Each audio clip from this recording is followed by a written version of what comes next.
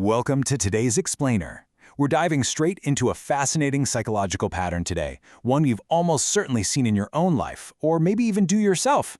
You know when someone gets hurt and instead of yelling or slamming doors, they just vanish into silence? Well, today, we're pulling that hidden behavior into the light to figure out exactly what's going on behind that quiet exterior.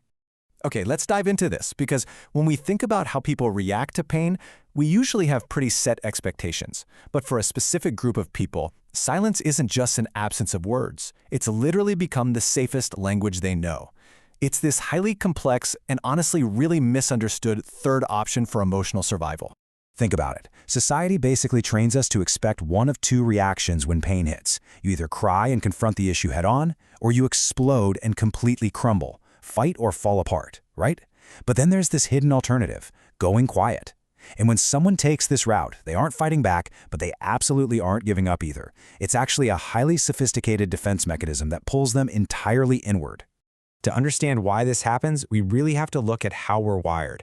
Psychologist Dr. John Gottman spent decades studying parents and kids, and he pinpointed something called emotion-dismissing parenting. Basically, if a child grows up in an environment where showing pain leads to punishment, or maybe just complete dismissal, their nervous system does something incredible to adapt.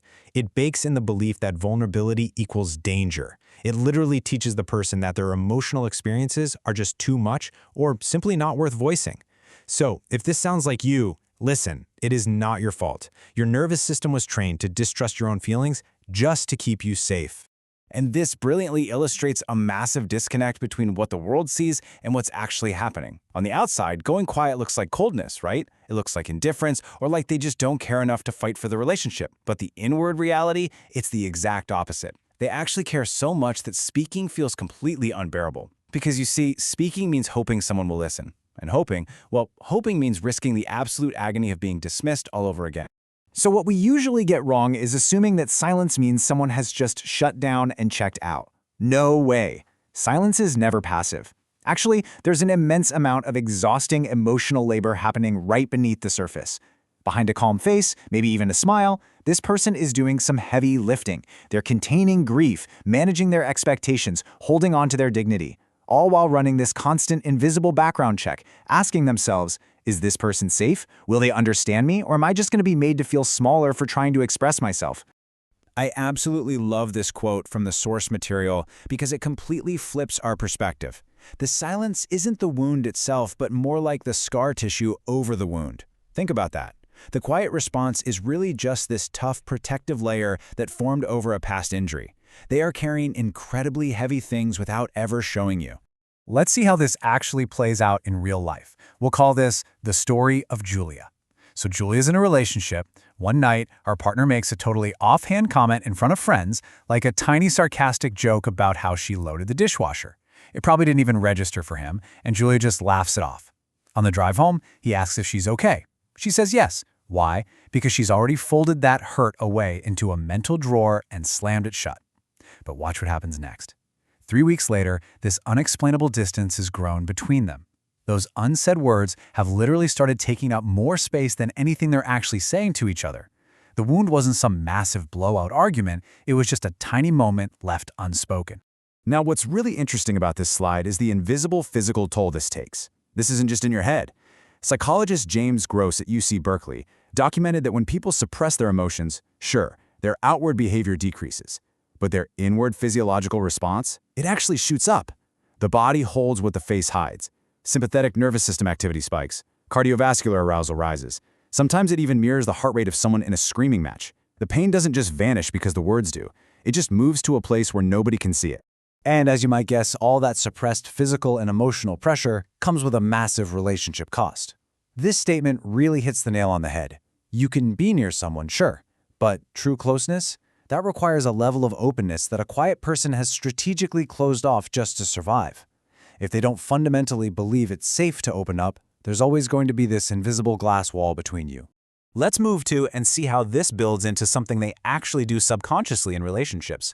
I like to call it the quiet test. They don't just go quiet and leave it at that. It's a process. Step 1, they go quiet. Step 2, they watch carefully to see if you even notice the shift in their energy.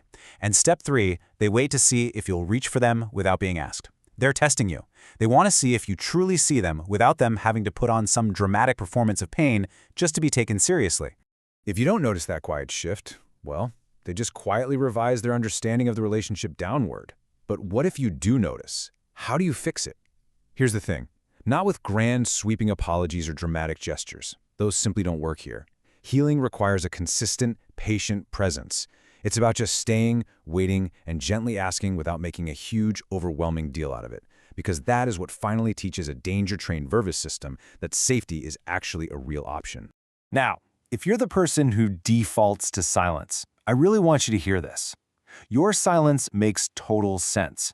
It was built for a reason, and it protected you when you needed it the absolute most. But survival strategies are built for the conditions that created them in the past. They aren't necessarily built for the healthy, intimate life you're trying to build right now. So the crucial point is right here for the loved ones, the partners, the friends who are actively trying to bridge this gap. Here is your toolkit. When they go quiet, please don't desperately fill the air with noise. Don't push them to speak before they're ready, and absolutely never interpret their quietness as apathy or a lack of love. Honestly, your only job is that last point. Just make yourself safe to return to. Be the kind of person that makes stepping out of the silence feel like it's worth the risk. To help systematically build better habits around all this, the source material actually provides a really great framework. It focuses on self-awareness and lowering stress through really specific daily actions rather than just passively absorbing information. It's this 20-file collection of 7-day guides, and it's fantastic for helping you manage that physiological stress that comes with emotional suppression day by day. It makes the transition out of silence feel way more manageable. And that brings us to our final thought.